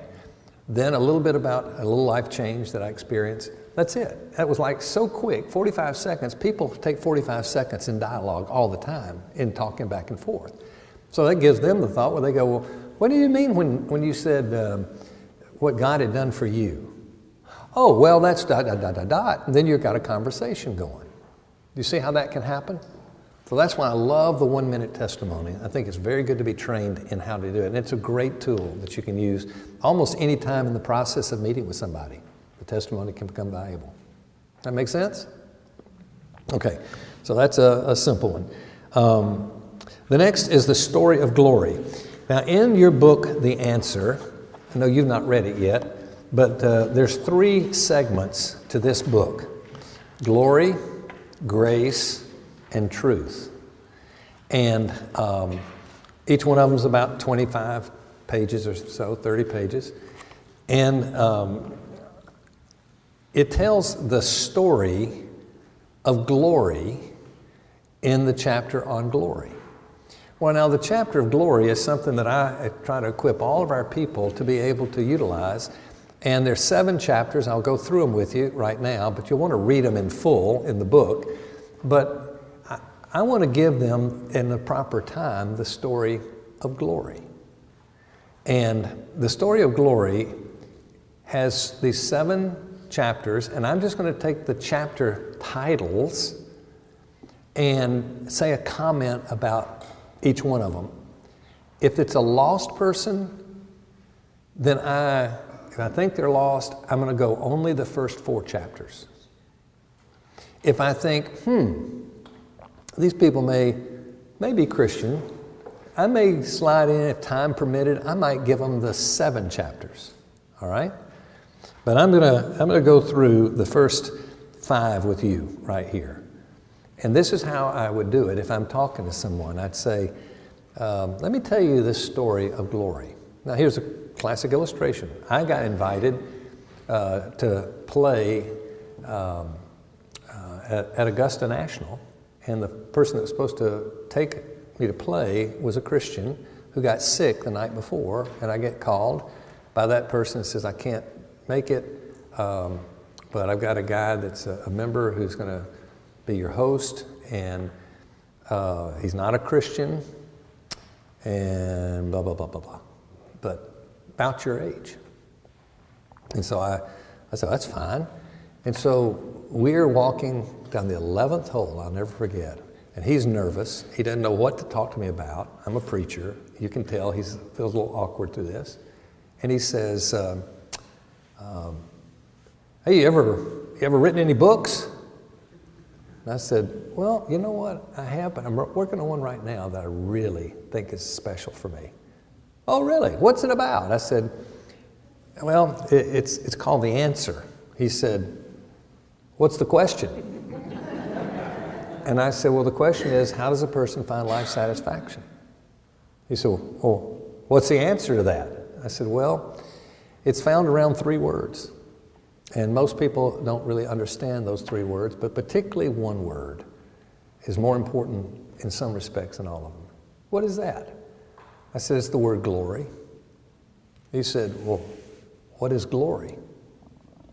I said, well, glory is renown, splendor, that for which makes us applaud and adore and be in amazement about, that's glory. But he said, there are 3 kinds of glory, but most people don't understand that, and Bible people and religious people don't even understand it. But it's used 3 ways in the Bible. Oh, really? How is it used in the Bible? Well, I don't know how much you read the Bible. He says, I'm Catholic. I've read the Bible. And I said, well, you've probably heard the first kind, which is glory to God. It's we give glory to God. Glory to God in the highest. You've heard that? Oh, yeah, Christmas. Okay. Well, that's one way. There's another, the glory of God. He's a glorious God. Okay. But the third one is what I'm writing the book about. It has to do with the glory from God. Most people, Christians, don't even understand the difference in those glories. But there's this glory from God. Would you want me to tell you the story of glory? I can tell it to you in a very quick summary. He says, yeah. I said, so here are the 4 chapter titles. I'll give it to you and just comment on them. And the first is designed with glory, meaning that according to the Bible, right or wrong, that man was designed with this thing called glory, and it's the glory given from God to us, meaning life was perfect. Everything was glorious. He said chapter 2 is called Fall from Glory. And Fall from Glory is the story where man sins and that glory is stripped away from them.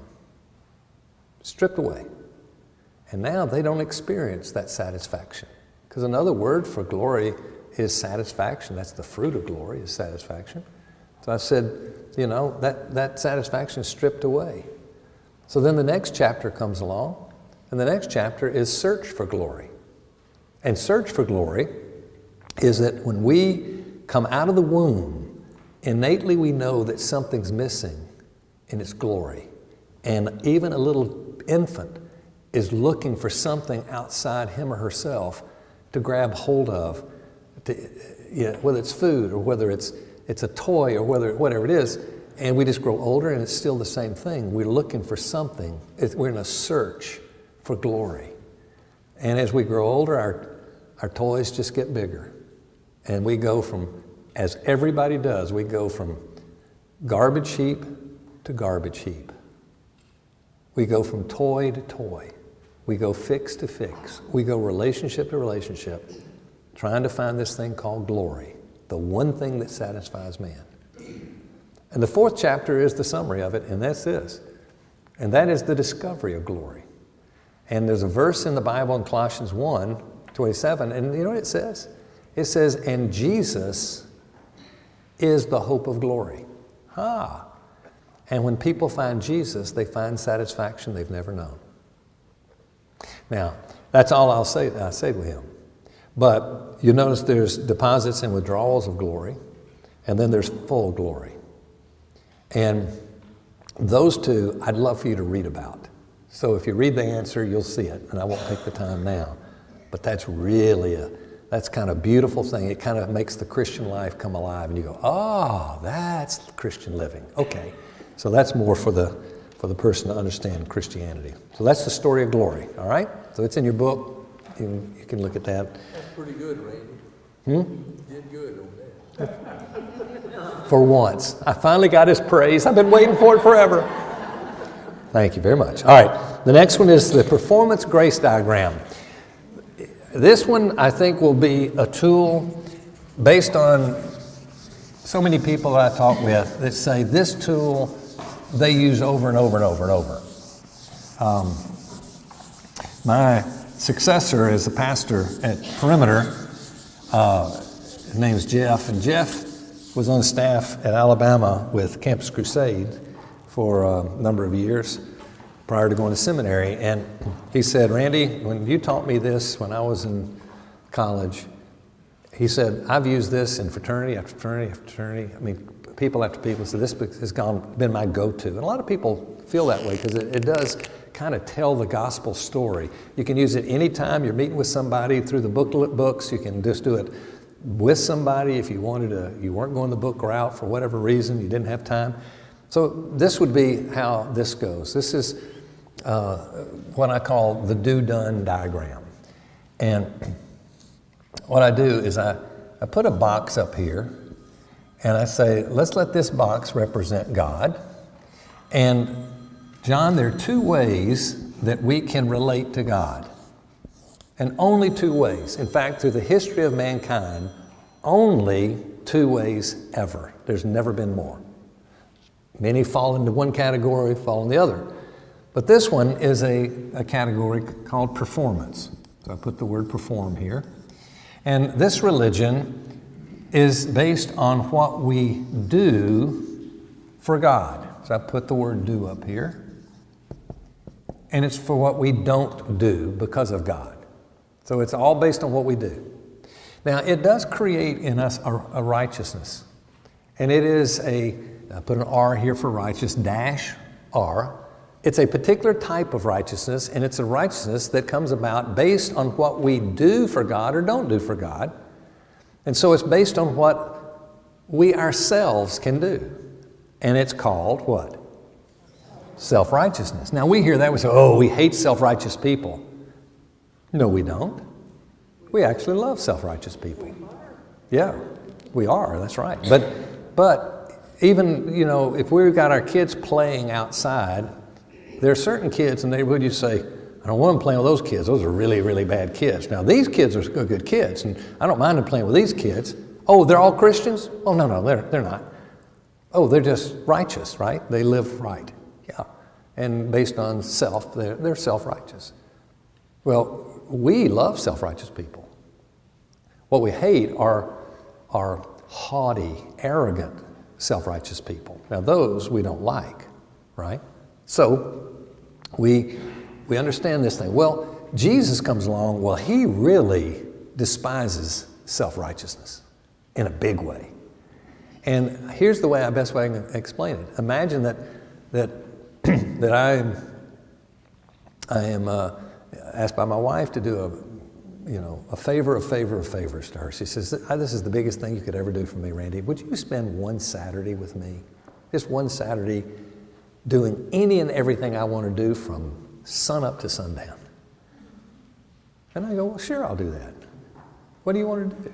She says, you promise you'll do this for me? Yeah. Okay, here's what I want you to do. I want you to wallpaper with me, wallpaper the bathroom early morning till noon, and at noon we'll have lunch, and I want us to go shopping till 10 o'clock at night. That's our day. And I'm thinking, that is the clearest description of human hell that I think I could imagine. I don't say that, but I go, okay. She says, so you promise you'll do that one Saturday? I said, yeah. I said, well, give me a Saturday. And I'm going, well, I have nothing planned this Saturday, and I want to get it over with. So Saturday. Promise nothing will come in the way. Nothing. So I go, okay, good. So I'm Saturday. I'm excited about Saturday, you know, that I'm got to get this thing over. That's the only thing I can be excited about Saturday, until my buddy calls me and he says, Randy, sit down, pal. You're not going to believe what you're about to hear. What? We've hit the big jackpot. What do you mean? We've been asked to play golf at Augusta National. No way. Yes, Augusta. How? Oh, wow. When? This Saturday. We just need to be there early in the morning and get ready to tee off by 10 o'clock in the morning. And I'm quiet. He says, Randy, you're going to play, aren't you? And I said, well, of course, I'd play if it killed me. Well, I may be prophetic there, because I've got to tell my wife what I'm choosing to do. And so I think, I can't just go tell her. I know I made this promise. She has no clue about the beauty of golf. She has no idea, about, any course versus the next one. And I go, oh, how am I going to do this? I say, I'll think about it. So that's kind of on Wednesday, and Thursday I'm thinking, and I'm driving home Friday, and I'm going, if not now, I got to figure it out sometime soon. So I know what I'm going to do. So I stop by and I see this florist. Let's say I've never given her flowers. I have, obviously, but I've never given her flowers. So I go, okay, I'll give her a nice thing of flowers. That'll get her, And I do, and then I'm driving a little further home. I say, I don't know if this is going to be enough. I go, a necklace. I've never bought her just jewelry outside of a, occasion. So I buy this beautiful, expensive necklace. And I go home, and she sees the flowers. She says, well, who are the flowers for? 2 minutes, not for her. And I say, well, they're for you. No way. For what cause? That's the point, Carol. There's no cause. It's just, I've been thinking all day how much I love you, and I don't express it enough. And she says, oh, Randy, that is unbelievable. This is the most memorable day for me. And I say, well, here's the thing. Those flowers die, and that's not going to be a long enough memory. So I got you a little something else, and she sees this beautiful necklace, and she says, she rubs me, grabs me, and she hugs me and kisses me, and says, Randy, I'll cherish this day forever. And she's all floating around, and I think, if not now, never. And I say, finally, later in the day, I say, Carol, you like those flowers? Oh, yes. The necklace, we'll cherish it for life. I said, well, there's something that I love too, like you love those. And then I tell her about Augusta National this Saturday. And with that, she takes those flowers, she throws them in the garbage, she takes the necklace, rips it off her neck, throws it at me, and says, you disgust me. And she walks away. What happened? Did she quit liking flowers? No. Did she quit liking necklace? No. What she realized was the motive behind the action. And I say to my friend, and I wouldn't use that long a conversation with that, but I'd say, here's the deal, God, he says, yeah, we're doing a lot for him. Well, why? Because we want him to do something for us. Let me in heaven.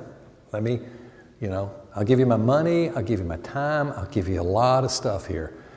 But he says, that's just self-righteousness. But there's a second way to deal with this, and that is through what we call grace. Grace is God giving us what we don't deserve. Some people call it God's riches at Christ's expense. That's what grace is. Now the line goes from here to here, and this is called done. It's what God has done for us, not what we do for him. And it creates a righteousness, but it is Christ's righteousness given to us. And the person says, oh, is that where you walk the aisle and pray a prayer? Not really. It's not like that. What do you mean? Well, there's another box down here that kind of completes it, and this is the box of love. And so what happens is, when this takes place, it's what he's done for us. It's so much, his death even on our behalf to pay our sins, it creates in us a love that causes us to want to now not perform, but to obey. So this now becomes obedience. Okay? And so basically, John, what I'd love to ask you is this. When you look at your spiritual pilgrimage, where would you say your pilgrimage begins? Does it begin here and go all the way up to here? Or does it start here and go all the way around? And that's where I hear them say, my religious life is more probably from here to here. I said, well, that's fine, it'd be great. We'll get together and do this, what we're about to do. While we're meeting in these booklets already. Because I will promise you this, when you get to the book 4, you will understand how this will happen. Okay? So let's keep going. You ready? Okay. And they love this. And they said, can I have that piece of paper? I'd like to take that home with me or whatever. So it kind of summarizes the understanding of the performance versus grace. Now there are also some tools for nominal believers. So the next one is what I call the born again diagram. When you get to the hook in the first book, one of the questions in John is going to be, what did Jesus mean when he said you must be born again? That's in John 3:3. And so I will definitely use this during that question. And I say, well, let me show you a little diagram here. I'm going to put 3 boxes up, and you tell me which best describes your life as we meet each other now. The first one is, you would say, I am, based on my knowledge, I'm not a Christian. Or you could say, well, to the best of my knowledge, I am a Christian. Or you could say, I am a born again Christian, if you're familiar with that term. So just if you could tell me, John, where would you say you are right now as we're meeting? And I have a whole lot that'll say non-Christians, but I have a whole lot that'll say, well, I'm a Christian, that based on everything I've already met and heard them say, I don't think they're a Christian, but I don't know. I'm a Christian. I just don't follow, one of those. Very few say I'm a born-again Christian. But when they say I am a Christian, now I say, okay, I'm going to put comparative boxes down here, and this is regarding, let's say you're married and you have a wife and you want a child and you've been trying to get pregnant and she says, honey, I may be pregnant. I'm a little over my time now. I think I might be. I'm going to go get a test. And you're excited and she's excited, and so she goes to get her test. She can give you one of 3 answers as to, what happened when she got her test. She can say, well, the test told me that I'm not pregnant. Now, the test could come back and say, I'm pregnant. But what if your spouse, if I'm talking to John, or, if you're talking to a woman, what if you could put this in, what if you said to your husband, so, well, I found out that I am semi-pregnant. what would you, if I'm talking to a guy, I said, what would you tell your wife if she said, I'm semi-pregnant? Well, I think I'd tell her she doesn't understand pregnancy. You're either not pregnant or you're pregnant. Well, the truth of it is, if you're a Christian, you're born again, John. If you're born again, that's what causes you to be a Christian. So either you are not a Christian or you are a Christian, because these are equate. Now, John, I will tell you this. The whole term born again, I don't like. And I'll assure you most people in our society don't like it. And all these crazies that stand up at ball games, you must be born again. They're not all crazies, we know that. Some of them just love the Lord. But you've seen enough people that kill a doctor. You read this part, guy born again, name of being born again. He kills a doctor for doing, abortions, as much as we're against that. But he's killing them? Come on, And so people go, they're crazies. I say, so we don't like the terminology, but it is terminology Jesus used, and it really is good because it makes a good point that it's something that is like a birth and a new life that we get. But what I'm going to do when we get to the end of these 4 books, John, you will understand what it means to be born again. That's my goal. And if I don't, then book 4 is the one that's going to make this clear. If I don't make that clear, I failed you, because you want that before you end your investigation. Okay, John? Okay. And there's that little carrot that kind of keeps him, okay, book 4, book 4, book 4. So that's one. The next one's very simple. It's called what I call the vital signs discussion. Some of you have children. You have a sibling. You have a dear friend that's your best friend. And let's face it, it's really hard if they think they're a Christian and you don't think they are. That's really a tough conversation. This is the tool I want to use then. And the tool would be saying, I know that in this vital signs discussion, I got to be very careful, prayerful about how I'm going to use it. And so what I'm going to say is something like this. Let's say it would be my brother who's now passed away. And I'm trying to witness him forever and ever and ever. But, I say, are you a Christian? Oh, yeah, because when I was in college, I made that profession, and I remember I changed for about a month. I remember that, and I go, oh, okay. So you're a Christian? Yeah, I'm a Christian. I know I'm a Christian. I go, I know good and well you're not a Christian. There's no sign in my mind. But how do I tell him that? So here is the way you would do it. Let's say it's some of you ladies doing it with your sister or somebody you love, and they know you love them. And you know that they know you love them, and you say, I'm going to be a little risky here, but I want you to know what I'm about to share. I'm just asking a question, and it's because I love you so much. I know you say you're a Christian, and you well may be. I can't read people's hearts.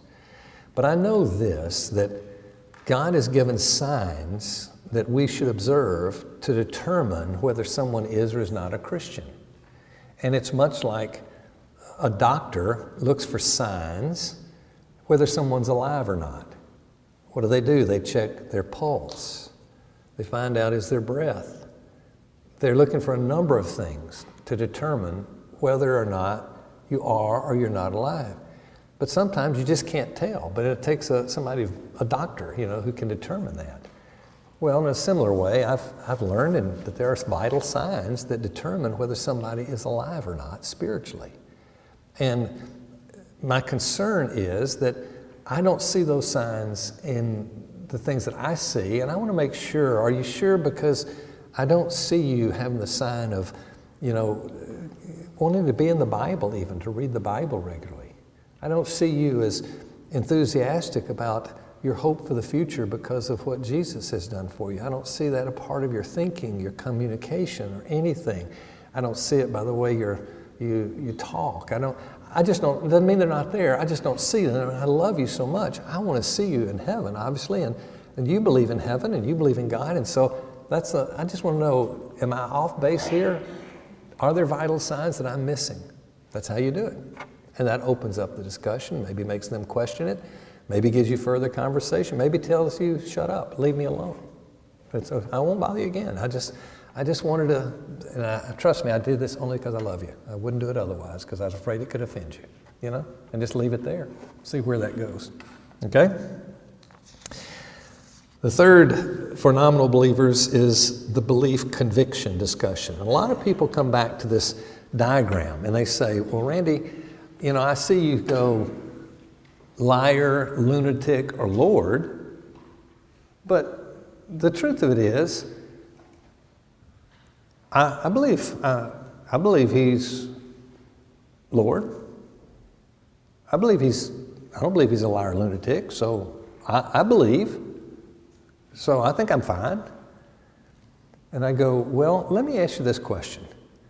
Would you say that yours is more a belief in Jesus, or is it a conviction about Jesus being who he claimed to be? And by conviction, I mean it rules the way you think, the way you talk, the way you spend your time, the way you spend your money, the way you live life. Everything kind of goes around that. That's the conviction. Or is it a belief?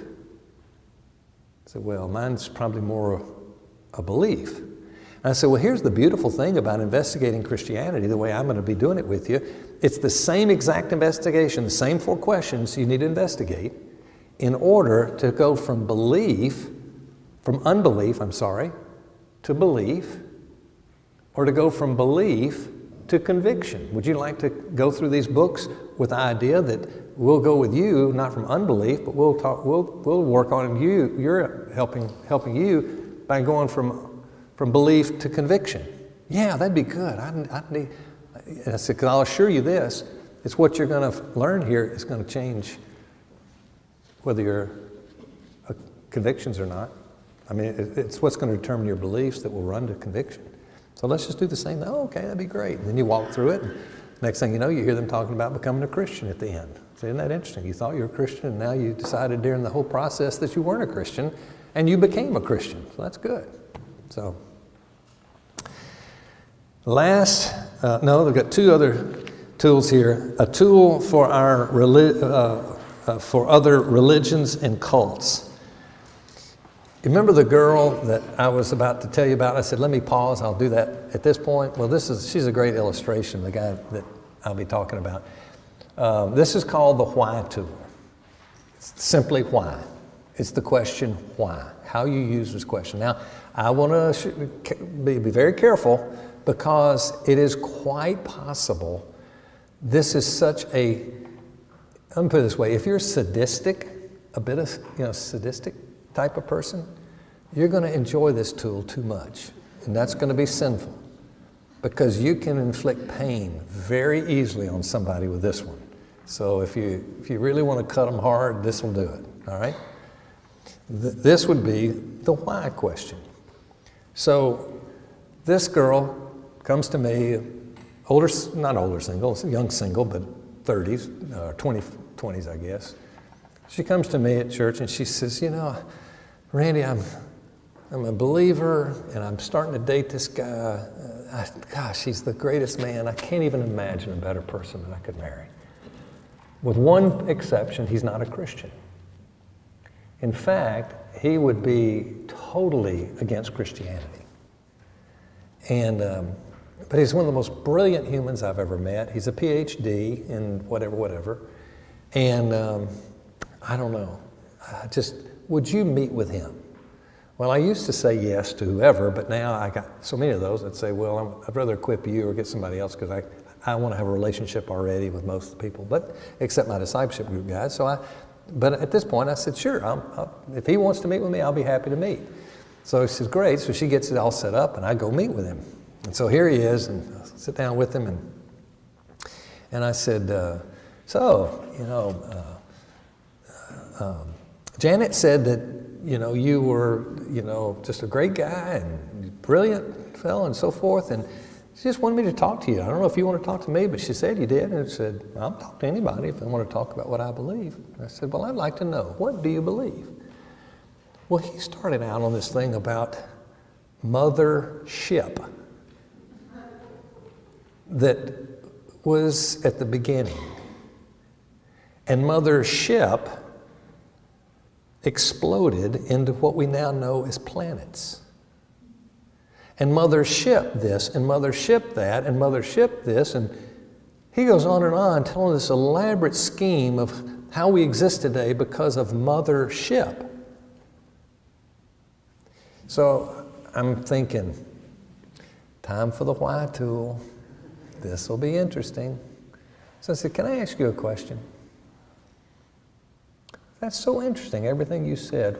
Why do you believe that's accurate and true? Well, because when mothership, he goes on, and he stops, and I go, now that's interesting as an answer. That's very interesting. Why do you believe what you just said about that? Why do you believe that? Well, because blah, blah, blah, blah, it wasn't long. I said, I hate to keep asking, but I'm still curious. Why do you believe that? What you just now said? Finally, he says, I don't know, I just do. I said, well, can I just ask you, how many people in the world do you know of that believes your theory of mothership? He said, I don't know of anybody. It's my own view. I said, does it bother you that at that time there were 5 billion people? Does it bother you that there are 5 billion people in the world that would disagree with you and you think that you're right? He said, it doesn't bother me a bit. As long as I believe it, and I do. I said, oh, okay. I said, let me ask you, I don't know if you're interested, but would you like to know what I believe? He says, yeah, what do you believe? I said, well, I believe that there's a creator God and he created man and earth as we know it today. And that he actually sent his own son to pay the penalty for sins that we commit so that we can live with him forever. Oh, that's good. That's what you believe? That's good. I said, well, don't you want to ask me why I believe that? And he said, okay, why do you believe that? I said, well, because the Bible says that is the case. And I believe that the Bible's accurate. He goes, okay. I said, well, wait, don't you want to ask me what would make me think the Bible is accurate? That I could believe it? He goes, okay, why do you think it's accurate? And that you can believe it? And I said, I have these little booklets here, and the first one is the Bible's God's Word. Would you like to go over this together? And we'll meet. Well, we did. He never got off script from mothership, and it didn't go anywhere. Nope. Those 4 I don't agree with. I said, okay. So I'd done my job. I met with this guy, and so be it. Now, fast forward 15 years maybe. She comes up to me at church. She says, Randy, you remember the man that I was dating back in the PhD, and you went to meet with him? And I said, oh, for some reason, I'll never forget it. And she says, well, I was back in touch with him, and he wanted me to give you a message. And I said, what's that? He said, to tell you thank you. I said, for what? For introducing him to Christ. He said, you know what? He didn't buy it then, but he never could shake it. And he said, I kept thinking and thinking about it until finally I became a believer. And I want you to know it was because of a seed that was planted a long time before I ever became a Christian. At least tell him thanks for planting the seed. Isn't that great? So you never know for sure. The last one, a tool for Jewish people. It's what I call the Messiah question. And the Messiah question is, for a Jewish person you're talking to, do you know most Jewish people have no clue what they believe? I mean, 0 idea. They don't know. And so most people you can use this with. There'll be a few. I had one that was an exception that I can remember. Not that I meet with that many Jewish people, but Jewish people will say, you know, I'll say, you're a Jewish person, and it's interesting that I'm a Christian, but we believe that the person who rescued us from our problem of sin was a Jewish person. And I know in your faith that you expect a Messiah to come who will be Jesus, and that he will deal with us with all of our needs. He will take care of his people. And I said, so my curiosity is this. Here is Jesus, who was Jewish and claimed to be the Messiah, but you as a Jewish people reject him, and I'm just curious why. why would he not be the guy that is expected? You do. I said, you do expect a Messiah to come one day, don't you? He said, oh, yeah. I said, but you don't think it was Jesus, do you? No. I said, why would you not think he was the Messiah? And this is what I hear. I don't know, that's just what my people say. And I said, well, that may be true, but you know what? There's a major shift among a lot of Jewish people today, and they're known as completed Jews, or Messianic Jews. And they're accepting that Jesus was the real Messiah. So some of your people disagree, and some of your people do agree now. It's not like everybody's in agreement. Do you ever want to investigate that to see maybe could he be the Messiah? And if they want to, then you can move on to what we're talking about. If not, I had one person that when I said that to them, I said, why do you not believe that Jesus was the Messiah? And he says, because the lamb and the lion are not sleeping together. Well, I knew where he was coming out of Revelation. I knew what he's talking about. And I said, well, we're probably going to have to agree to disagree, but can I tell you why we disagree? And he says, sure. And I said, well, it's like you believe there's one mountain. There's this one mountaintop. And that Messiah is going to come, and when Messiah comes, there's going to be perfect peace, and we'll know it by the analogy of a lion and a lamb sleeping together, that there's no conflict. Everything's good.